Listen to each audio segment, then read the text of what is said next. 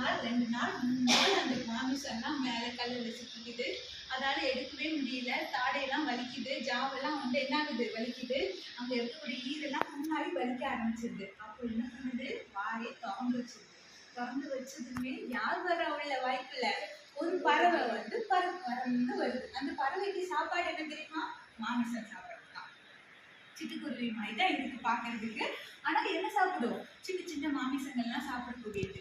உள்ள வந்து நாக்கில் உட்காந்து அங்கே ஈரில் இருக்கக்கூடிய அத்தனை மாமிசத்தையும் அழகாக கொத்தி கொத்தி கொத்தி கொத்தி சாப்பிட்டுட்டு முடிச்சு அந்த பல்லெல்லாம் க்ளீன் பண்ணி முடிச்சு வெளியே போகிற வரைக்கும் அந்த பறவையை மட்டும் சாப்பிடாது. அந்த முதல்ல ஏன் தெரியுமா, பல்லு இப்போ க்ளீன் ஆயிடுச்சு. திரும்ப அது முதல்ல என்ன பண்ணும், பறவையோ மீனையோ சாப்பிடும். திரும்பியும் பல்லு, அதுக்காக தான் அந்த பறவையை சாப்பிடாம வெளியே விட்டுது. பறவைக்கு வயிறு நிறைஞ்சது, வெளியே போயிடுது. ஓகே, புரிஞ்சுச்சா? நெக்ஸ்ட் போலாமா?